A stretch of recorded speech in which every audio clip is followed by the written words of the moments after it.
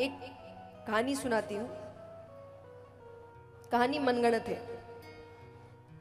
पर सीख अच्छी है, उसी के लिए कहानी बनाई गई है।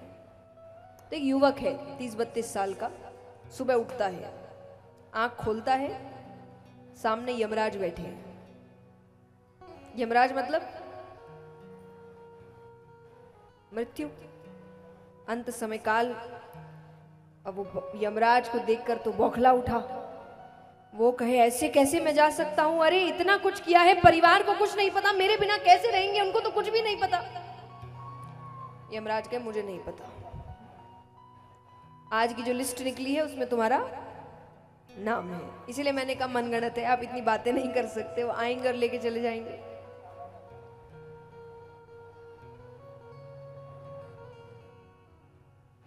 तो यमराज कहे कि आज की जो लिस्ट निकली है उसमें तुम्हारा नाम है। अब जैसा मैंने कहा मनुष्य अपनी होशियारी लगाता है, तो उसने क्या किया, वो कहे कि ठीक है, मुझे सुबह उठते ही चाय पीने की आदत है, एक कप चाय पीते और चलते हैं। तो यमराज ने कहा ठीक है।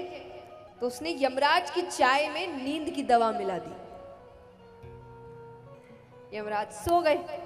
अब उसने लिस्ट निकाली तो देखा पहला ही नाम उसका है। अब उसको लग रहा है वो नाम गायब तो नहीं कर सकता, शक हो जाएगा, तो क्या करे। तो उसने कोशिश की नाम इतना नीचे लिख दो कि मुझे अच्छा खासा समय मिल जाए और कुछ सोचने के लिए। तो उसने अपना नाम एकदम नीचे लिख दिया। थोड़ी देर बाद यमराज उठते हैं। उसने कहा अरे आप सो गए थे। यमराज कहे अरे मुझसे गलती, चलो चलो चलो। वो कहे हाँ हाँ चलो चलो, लिस्ट के हिसाब से जैसे भी नाम है, तो आपका तो काम है भाई कि लिस्ट के हिसाब से आपको व्यक्तियों को ले जाना पड़ता है। यमराज ने कहा हाँ हाँ यही काम है मेरा। तो बोले चलिए। अब यमराज लिस्ट निकालते हैं। देखने ही लग रहे हैं कि यमराज ने कहा कि मैं जहां भी जाता हूं लोग मुझे कोसते हैं, गालियां देते हैं, तुम पहले हो जिसने मुझे चाय पिलाई, तो आज तुम्हारे लिए मैं अपनी लिस्ट ऊपर से ना शुरू करके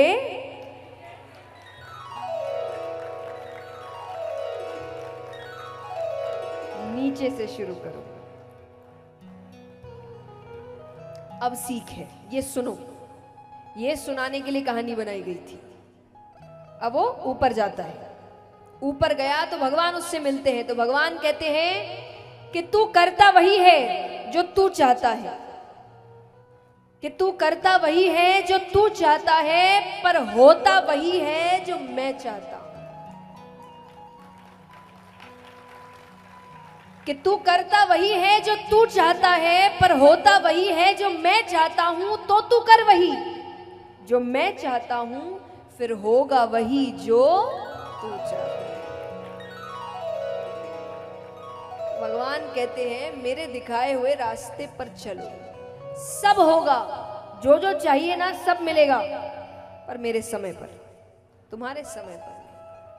हमारा समय, हम तो जल्दबाजी में ये मिल जाए, वो ही मिल जाए, ये भी हो जाए, वो भी हो जाए, मिलने के बाद सर पीटते हैं कि ये गलत हुआ, वो गलत हुआ, जल्दबाजी। भगवान ऐसे काम नहीं करते। और इसीलिए भगवान के लिए एक बहुत ही प्रसिद्ध कहावत है कि भगवान के घर देर है,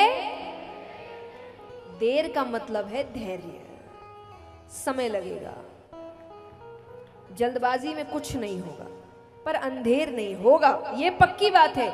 कब होगा वो उस पर छोड़ो, तुम काम करते रहो, अपने कर्म पर ध्यान रखो कि किसी का हक नहीं मारना।